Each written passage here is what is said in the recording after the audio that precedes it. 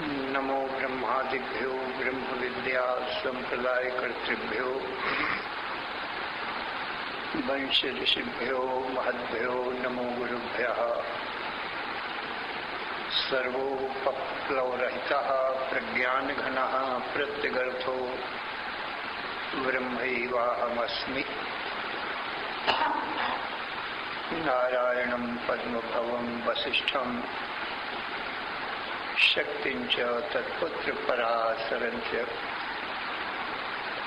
व्यासं शुकं गौडपदं महान्तं गोविन्दयोगीन्द्रम् अथास्य शिष्यं श्रीशङ्कराचार्यम्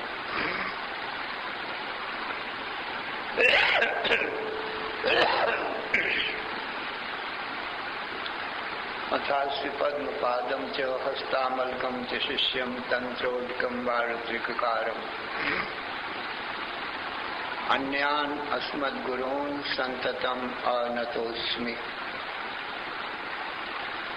श्रुतिस्मृतिपुराणानाम् आलयं करुणालयं नमामि भगवत्पादं शङ्करं लोकशङ्करम्। शङ्करं शङ्कराचार्यं केशवं बादरायणं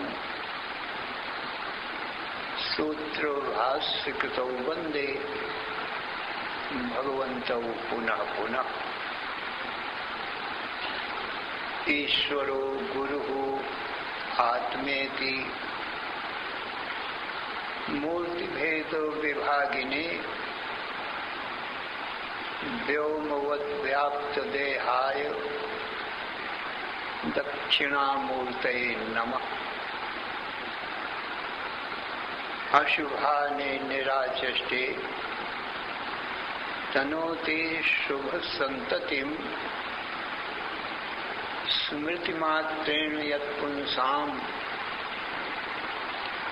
ब्रह्म तन्मङ्गलं परम्। अति कल्याण रूपत्वात् नित्य कल्याण संश्रयात् स्मृतीणां वर्धत्वाच्च ब्रह्म तन्मङ्गलं विदुः। ओंकारश्चाथ शब्दश्च द्वैतौ ब्रह्मणः पुरा कंठं भित्त्वा विनिर्यातौ तस्मान् मांगलिकौ उभौ। ओम तत्सत्। परब्रह्मणे नमः। श्री राम जय राम जय जय राम। श्री राम जय राम जय जय राम। श्री राम जय राम जय जय राम। श्री राम जय राम जय जय राम। श्री राम जय राम जय जय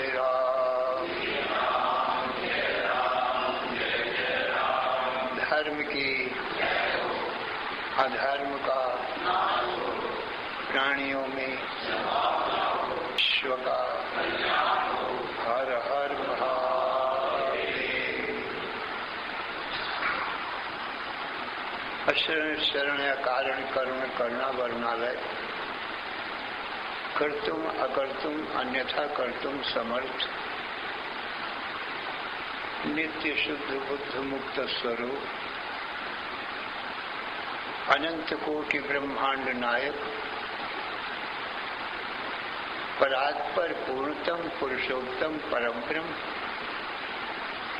सच्चिदानंद घन सर्वज्ञ सर्वशक्तिमान सर्वाधार सर्वाधिष्ठान भगवान श्री कृष्ण से अर्जुन ने पूछा, हे भगवान यत् श्रेयः स्यात् निश्चितं ब्रूहि तन्मे शिष्यस्तेहं साधिमां त्वां प्रपन्नम्। हे प्रभु मेरे परम कल्याण का उपाय बतावें। मैं आपका शिष्य हूँ, आपकी शरण में हूँ। मेरा तन मन बुद्धि प्राण आपके चरणों में अर्पण है। भगवान श्री कृष्ण बोले, हे अर्जुन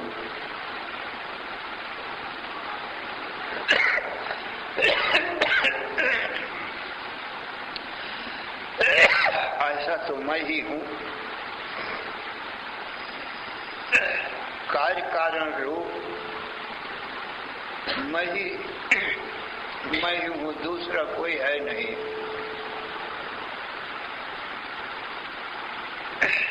जितना भी दृश्य है वो सब मेरा कार्य रूप है,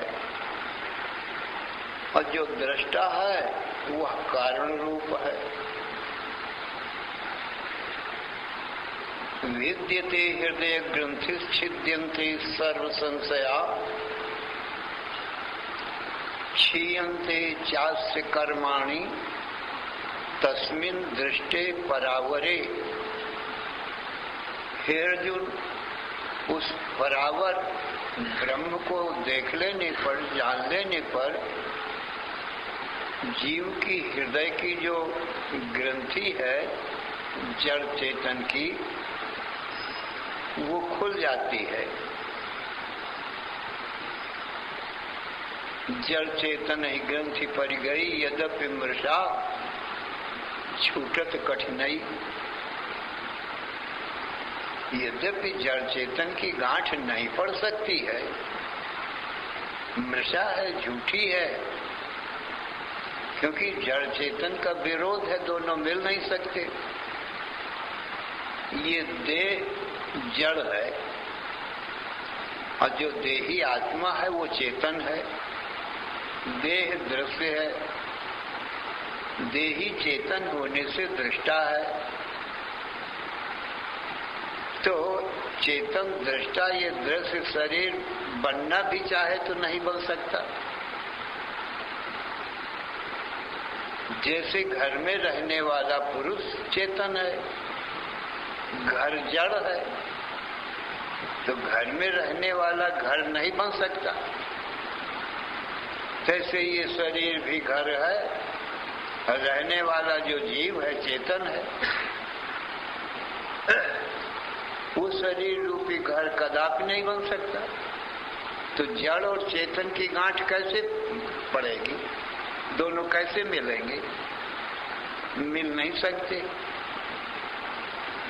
इनका मेल तो केवल अज्ञान के कारण ही है। चेतन जी अपने को शरीर मान लिया है, मैं स्त्री हूँ, मैं पुरुष हूँ, ब्राह्मणों हम, क्षत्रियो हम, मैं ब्राह्मण हूँ, क्षत्रिय हूँ, वैश्य हूँ, शूद्र हूँ, ऐसा मान लिया है। और हो सकता नहीं है। तो बस यही भ्रम ही है, अज्ञानता ही है। जड़ चेतन मिल नहीं सकती, तो अज्ञानता के कारण ये जड़ चेतन की गांठ पड़ी हुई है, दोनों एक मिले हुए हैं। और ये अलगा नहीं पा रहा है जीव। बिना गुरु के दोनों का, जीव का और शरीर का अलगाव नहीं हो पाता। इसलिए जड़ चेतन ही ग्रंथि पर गई, यद्यपि मृषा, यद्यपि ये झूठी है, फिर भी छूटत कठिनाई। गुरु के बिना ये छूटती नहीं है। चेतन होकर भी अपने को जड़ में मिला रखा है और जड़ शरीर मान बैठा। ये पक्का निश्चय कर लिया है कि स्त्री पुरुष ही हूं मैं, स्वप्न में भी नहीं भूलता है। ऐसा पक्का निश्चय किया। तो भगवान कहते हैं मेरी कृपा से, गुरु की कृपा से, जो कोई मेरा निर्गुण निराकार जो स्वरूप है वो तो दृष्टा चेतन है, और जो सगुण साकार है वह मुझे राम कृष्ण विष्णु शिव शक्ति सूर्य गणेश के और ये सारा विश्व विराट भी, ये सब दृश्य है। ये सबका सब मेरा सगुण साकार स्वरूप है। ये कार्य ब्रह्म है और मैं कारण ब्रह्म हूं।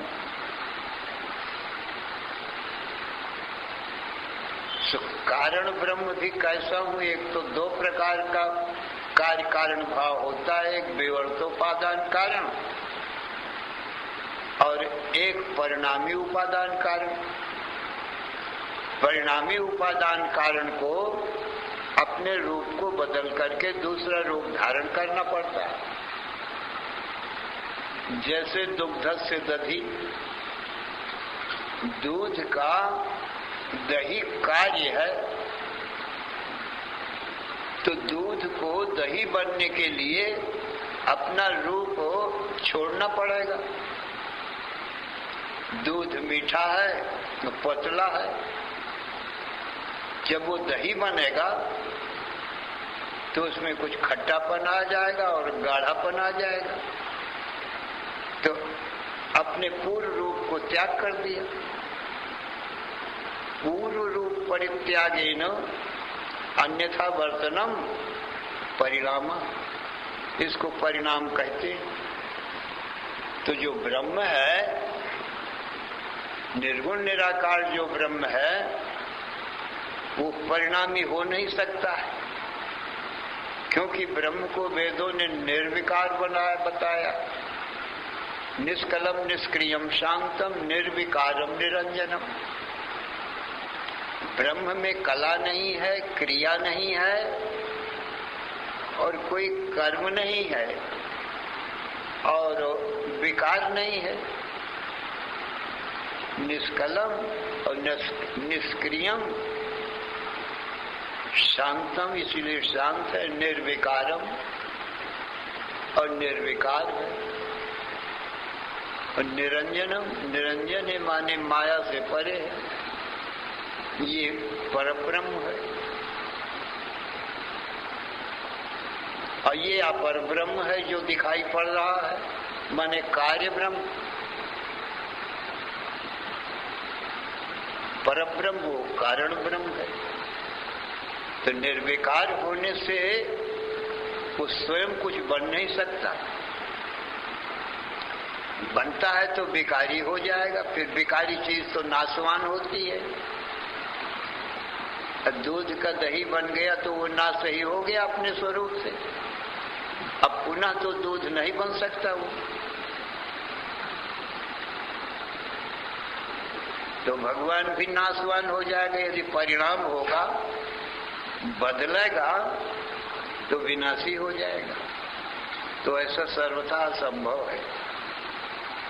अच्छा, दूसरा कौन सा कारण होता है? कहा विवर्तोपादान कारण होता है। उसमें पूर्व रूप अपरित्यागेन अन्यथा वर्तनम विवर्ता, पूर्व रूप को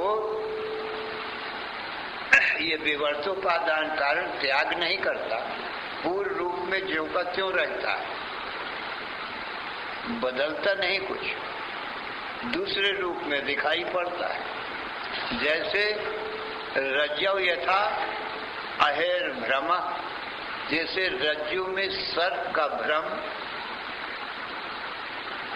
तो रज्जु वो सर्प भ्रम का कारण है, ये विवर्तोपादान कारण है।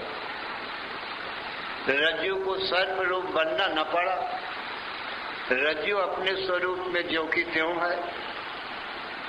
अज्ञानता से, रज्जु के अज्ञान से रज्जु सर्प के रूप में दिखाई पड़ने लग गई, तो वो अज्ञान का ही परिणाम रहा। सर्प माने अज्ञान ही सर्प बन बैठा, रज्जु तो ज्यों की त्यों है, कुछ बनी नहीं। इस प्रकार से भगवान इस जगत का विवर्तोपादान कारण हो सकते हैं, और भगवान जगत के कारण हैं, ये श्रुतियां बताती है। यतो आइमानि भूतानि जायन्ति येन जातानि जीवन्ति यत् प्रयन्ति अविशं विशन्ति तद् ब्रह्म।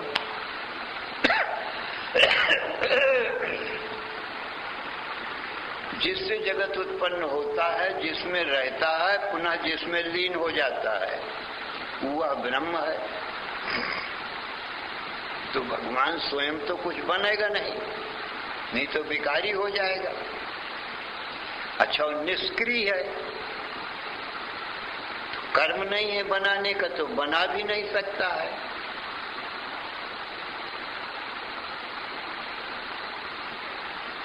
जैसे रस्सी न कुछ बनती है न बनाती है, ऐसे अधिष्ठान रूप जो कारण ब्रह्म है न बनता है, क्योंकि बेकारी हो जाएगा बनने से, और न बनाता है, बनाना में कर्म है। अब ब्रह्म में कर्म नहीं है, इसलिए विवर्तोपादान कारण ही हो सकता है इस जगत का। तो जैसे रज्जु से अब वो विवर्त रूप भ्रम रूप जो सर्प है उसका कोई संबंध नहीं होता है, ऐसे ही भगवान का इस जगत से कोई संबंध नहीं होता है, क्योंकि ये अध्यास रूप है, विवर्त रूप है, सदा संग रहता है, माया गुण गोपाल रहता है। इस प्रकार से भिद्यते हृदय ग्रंथि छिद्यन्ते सर्व संशया क्षीयन्ते चास्य कर्माणि तस्मिन् दृष्टे परावरे। तस्मिन् माने उस पर और अवर, पर माने परब्रह्म, अवर माने कार्य ब्रह्म।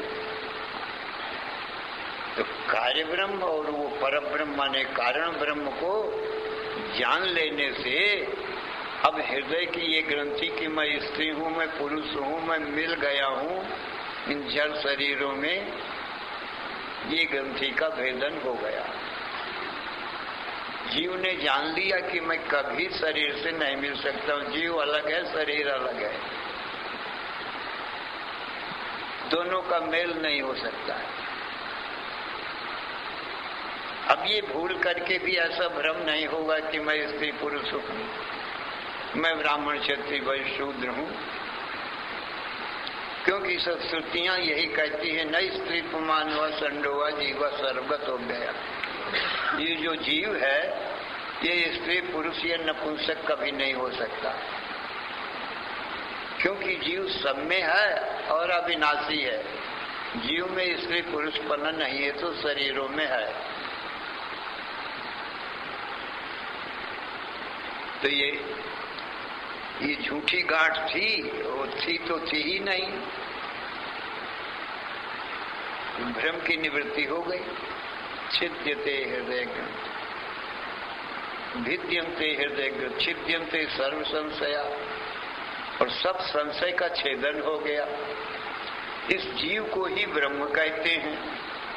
अब मैं शरीर हूँ कि जीव हूँ, और जीव हूँ कि ब्रह्म हूँ, ऐसा जो संदेह है ये भी खत्म हो गया, क्योंकि तो जीव तो ब्रह्म ही है, सब शरीरों में बैठ करके निर्गुण निराकार ब्रह्म ही देख रहा है।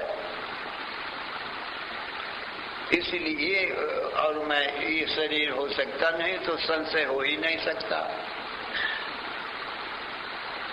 संशय की निवृत्ति है, कुछ संशय का काम न रहा, पक्का निर्णय हो गया कि मैं जीव हूँ, स्त्री पुरुष शरीर नहीं हूँ, कोई संशय नहीं। भगवान के वचन संशय रहित है।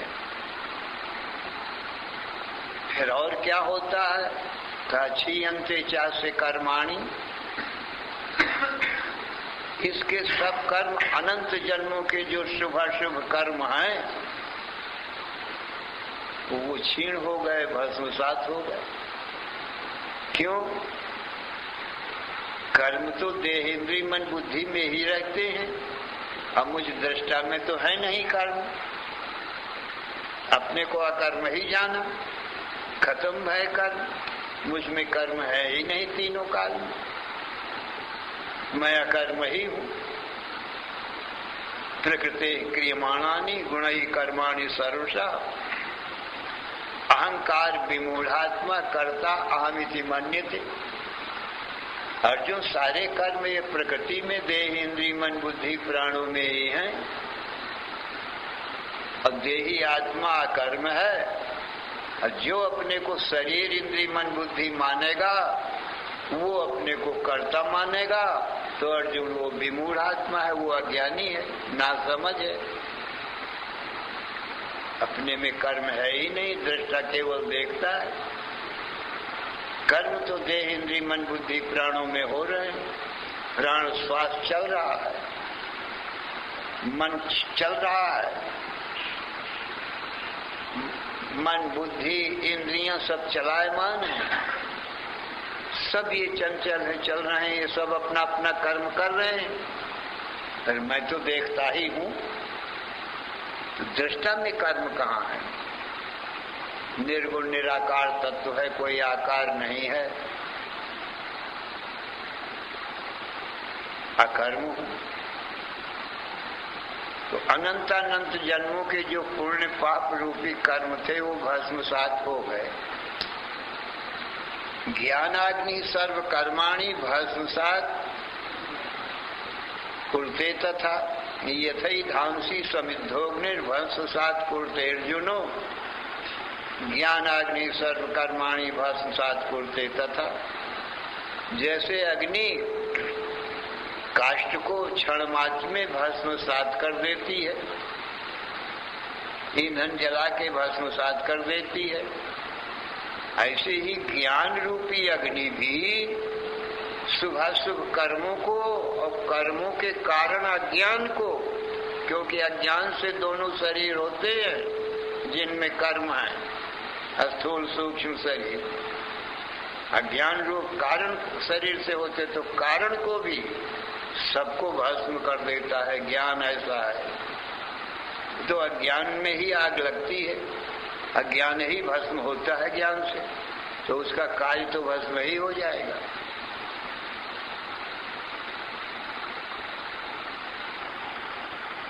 अब जन्म मरण का कारण कोई रहा नहीं, न भ्रांति रही।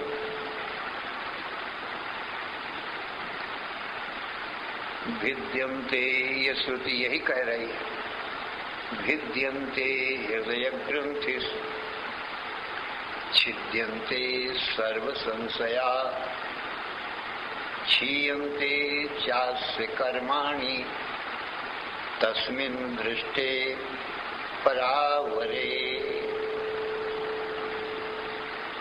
पर और अवर, पर परब्रह्म, अवर कार्य ब्रह्म। पर कार्य ब्रह्म ऐसा है, अध्यास रूप कार्य है, माया का कार्य है, अज्ञान का कार्य है, ऐसा है। माया का, अज्ञान का और कारण परब्रह्म का कोई कभी संबंध ही नहीं। अध्यास रूप है, अधिष्ठान रूप कारण है। तो हमारा तुम्हारा स्वरूप अधिष्ठान रूप है,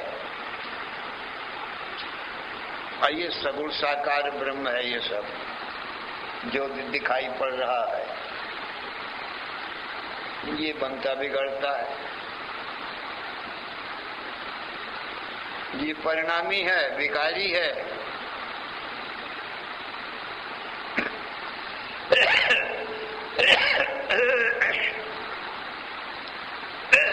जैसे सगुण साकार अग्नि और निर्गुण निराकार अग्नि। निर्गुण निराकार अग्नि वो व्यापक है, और जो सगुण साकार अग्नि है वो प्रगट है। ईंधन में प्रगट है अग्नि, दीपक में प्रगट है, सूर्य में प्रगट होती है, इसी में सब कर्म होता है। प्रगट अग्नि में, व्यापक अग्नि में कोई कर्म नहीं है, प्रगट अग्नि में कर्म है। वो निर्गुण निराकार, वो दिखाई नहीं पड़ती। व्यापक अग्नि काष्ठ में है, कोयले में है, ईंधन में, दीपक में है अग्नि, पत्थर में है, लोहे में है, पर दिखाई तो पड़ती नहीं, ना उसमें कोई व्यवहार होता है। और उसी व्यापक अग्नि को लोग प्रकट कर लेते हैं, उससे काम से सब लोगों का चलता है।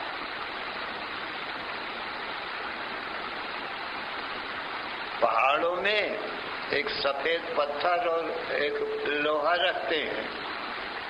सफेद पत्थर में थोड़ा रुई लगा के चुटकी से पकड़ ली और लोहा ऐसा मारते हैं, उसमें घिसता है लोहे में पत्थर, उससे चिंगारी निकलती हैं, वो रुई में लग जाती है, बस वो अग्नि प्रकट हो गई। तो वो जो चिलिम, सूखा चिलिम पीते हैं पहाड़ी लोग, तो वो रुई चिलिम में रख लिए, तम्बाकू उनकी सुलग गई, पी लिए। भोजन बनाने वाले तो कागज वागज रख के और पतली पतली लकड़ी रख के भोजन बना लिए जंगल में। यज्ञ करने वाले याज्ञिक ब्राह्मण लोग अरण मंथन करते थे अग्नि को प्रकट करने के लिए, क्योंकि व्यापक अग्नि तो है ही है, पर यज्ञ तो प्रकट अग्नि से होगा। तो एक कूड़ा जैसा काष्ठ का नीचे बना के रखते और ऊपर मथानी जैसा एक काष्ठ रखते और उसको मंथन करते, उससे चिंगारियां प्रकट होने लगती। उसमें कोई रुई वगैरह चीजें रख दिए जिसमें अग्नि प्रकट हो गई, फिर अपने यज्ञ कुंड में ईंधन में सुलगा लिए, उससे यज्ञ कर लिए। अब बहुत विज्ञान का जमाना है, बड़ा सरल उपाय हो गया है, घर घर में माचिस पहुंच गई है। अब ये अटहर बड़ा नहीं करना पड़ता लंबा, बस माचिस खिंचाए अग्नि प्रकट। माचिस में है पर दिखाई नहीं पड़ती और न कुछ काम ही बनता। अब प्रकट कर लिए, दिखाई भी पड़ने लग गई, अब भोजन बन गया, ईंधन में प्रकट होकर गुण उसका प्रकट है। और प्रकाश रूप जो आकार है वो दीपक में प्रकट है, उस प्रकार से अंधकार दूर हो गया। सब काम प्रकट अग्नि से होता है। तो भी जहाँ सत और असत का निर्णय किया जाता है तहाँ व्यापक अग्नि ही सत है।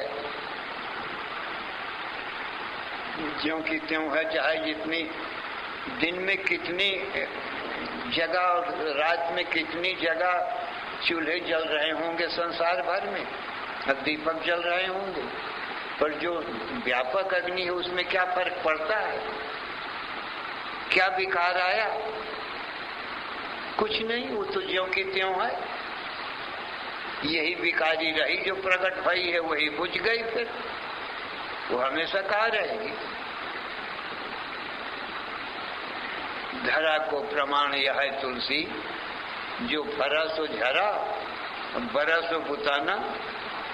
ऐसे ही जो भगवान प्रकट होंगे, राम कृष्ण विष्णु शिव शक्ति सूर्य गणेश कच्छ मच्छ वामन बराह नृसिंह आदि, वो क्या हमेशा बने रहेंगे? अरे प्रकट भय है ना, कार्य ब्रह्म है ना, लोगों का काम कर देंगे और फिर अंतर्धान हो जाएंगे, क्योंकि कर्म इसी में है, सगुण साकार ब्रह्म में। काम हो गया तो अपने परम धाम को चले गए, अंतर्धान हो गए, माने अपने व्यापक स्वरूप में समा गए। अग्नि का परम धाम सब जगह व्यापक है, अग्नि अपने व्यापक स्वरूप में समा जाती है। ऐसे ही भगवान की अग्नि के दृष्टांत से ब्रह्म का विचार करना चाहिए। एक दारुगत देखिए एकू, पावक युग सम ब्रह्म विवेकु। जैसे युग माने दो प्रकार का पावक है, अग्नि है, एक सगुण साकार देखने में आता है जिससे सब व्यवहार होता है, और एक देखने में नहीं आता है, व्यापक है। तैसे ही ब्रह्म भी है। तो सत असत के निर्णय में तो जो निर्गुण निराकार है वही परम सत्य है, उसको परम ब्रह्म कहते हैं। और इसको अवर ब्रह्म कहते हैं, परावर, पर ब्रह्म, अवर ये प्रगट ब्रह्म, कार्य ब्रह्म। तो जैसे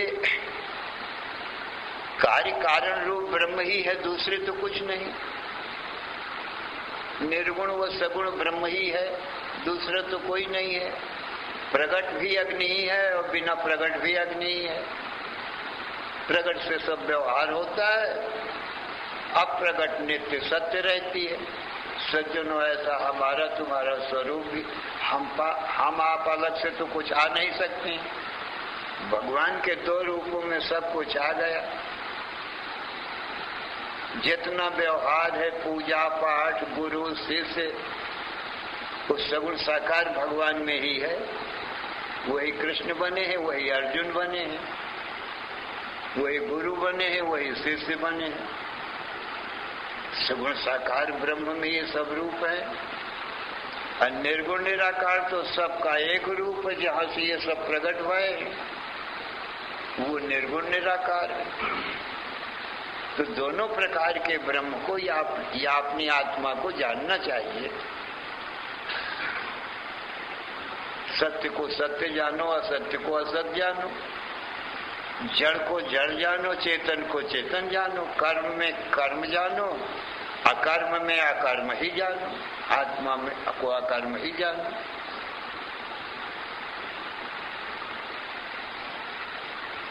भगवान कृष्ण कहते हैं कि अर्जुन, इस प्रकार से सगुण व निर्गुण, साकार व निराकार, उभय रूप एक मैं ही मैं हूं, दूसरा तो कोई है नहीं अब मेरे सिवा।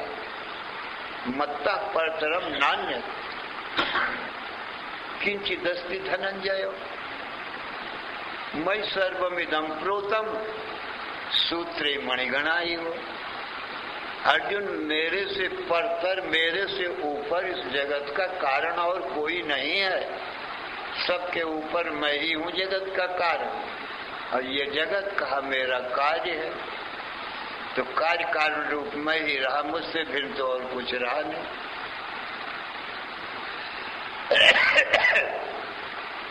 कार्य ब्रह्म में सब व्यवहार है और कारण ब्रह्म अव्यवहार है, और मैं सब में व्यापक हूँ। कार्य ब्रह्म में कारण ब्रह्म व्यापक है। हर नाम रूप में मैं व्यापक हूँ, जीव रूप से प्रविष्ट हुआ हूँ और मैं ही देख रहा हूँ। और ये कार्य ब्रह्म का जीवन जीव के रहने से ही है, नहीं तो मुर्दा के मुर्दा है। शरीर सब मुर्दा ही जैसे है, इसमें भगवान जीव रूप से बैठे हैं तो ये मुर्दा उठ खड़े हुए हैं, देखते हैं, सुनते हैं, बोलते हैं, एक दूसरे की बात समझते हैं, सब हलचल हो रही है जीव के बैठने से। और जीव हम ही हैं जो देह को देख रहे हैं। अब मैं देखने वाला इस शरीर से उतर जाऊं तो फिर मुर्दा के मुर्दा, तो मुर्दा तो है ही है, अब भी मुर्दा ही है। हम दृश्य है, दृष्टा है, शरीर दृश्य है, दृश्य को कुछ ज्ञान नहीं है। मुर्दा के मुर्दा, इसमें चेतनता तो खाली मेरी है। मैं बैठा हूं, मैं ही देखता, सुनता हूं, समझता हूं। जीव के बिना तो केवल शरीर क्या जाने सकते। मैं शरीर के एक एक अंग को देखता हूं, जानता हूं। शरीर का कोई अंग मुझको नहीं जानता। आंख, कान, नाक, हाथ, पांव, पेट, पीठ, ये सब शरीर के अनेक अंग हैं। कितनी नस नाड़ियां हैं, कितने रोम हैं, सबको मैं ही जानता हूं। ये तो कुछ जानते नहीं किसी को।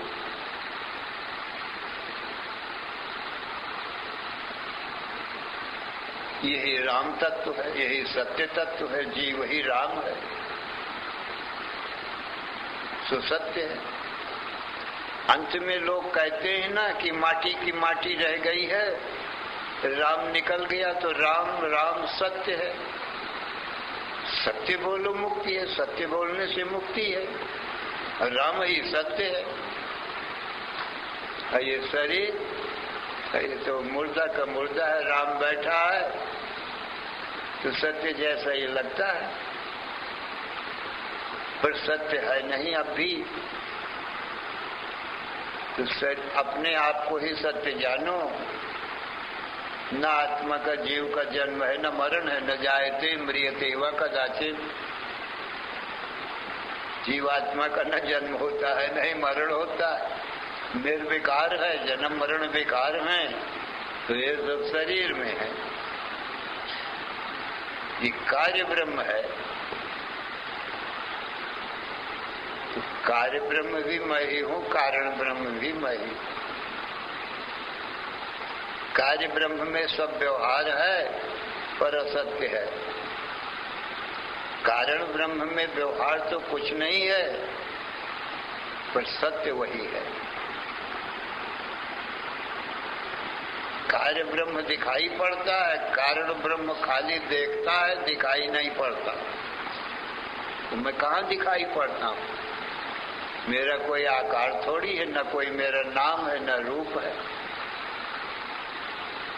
तो सब लोग कहते हैं हम पश्यामी, मैं देखता हूँ, ऐसा सब लोग कह रहे हैं। तू देखने वाला का कौन सा रूप है? तू अपने आप को तो स्त्री पुरुष बता नहीं सकता देखने वाले को, क्योंकि ये तो दृश्य है, इसको तो तू देख रहा है, ये तो तेरा रूप है नहीं देखने वाले का। ये तो अरूप है, न तेरा कोई नाम है। सब कहते हैं मैं देखता हूँ, इस मैं का कोई नाम नहीं है, और नाम जितने हैं वो सब शरीरों के हैं, और रूप भी शरीरों के हैं। और सब नाम रूप में मैं बैठा हूँ, तो मेरा तो क्या नाम है, क्या रूप है? कुछ नहीं, अनाम अरूप हूँ।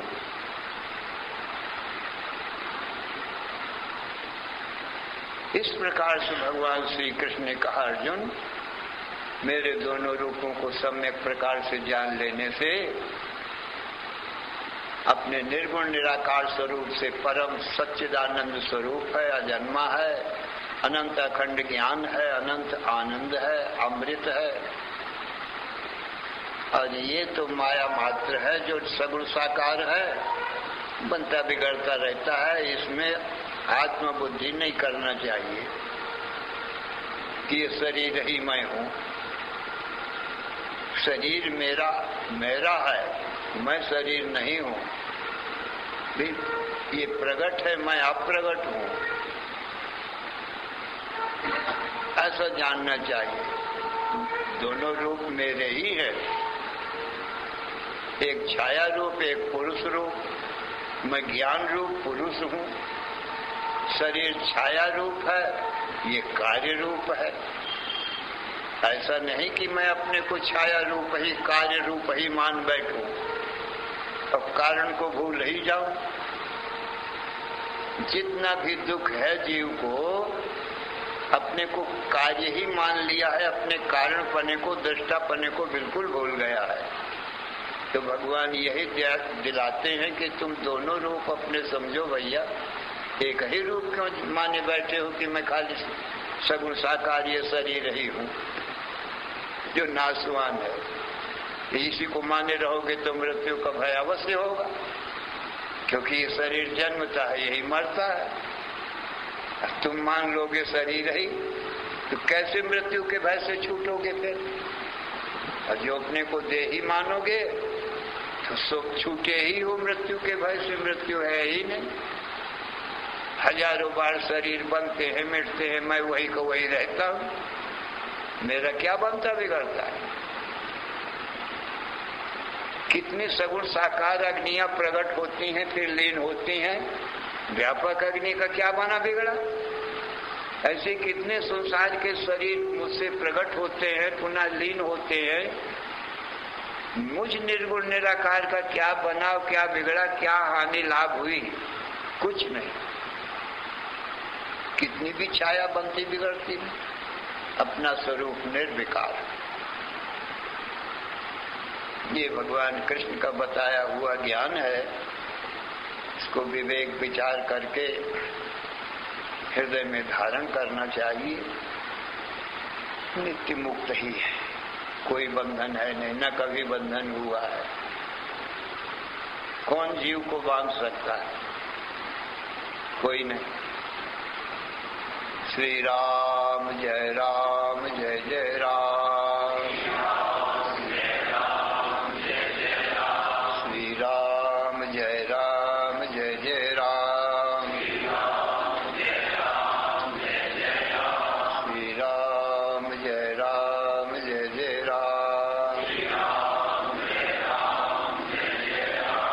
धर्म की अधर्म का प्राणियों में विश्व का